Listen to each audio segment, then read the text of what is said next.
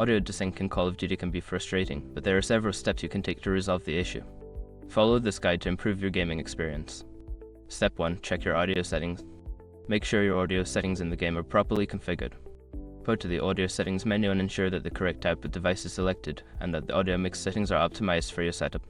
Step 2. Update your audio drivers. Outdated audio drivers can cause desync issues. Visit the website of your audio device manufacturer and download the latest drivers. Install them and restart your computer to apply the changes. Step 3. Adjust game and system latency. Lowering the latency can help sync audio and video better. In the game settings, look for options related to latency or performance.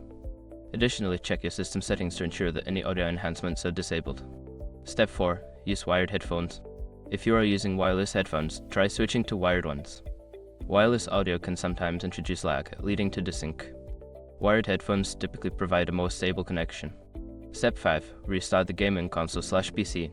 Sometimes, simply restarting the game or your console/PC can resolve temporary glitches.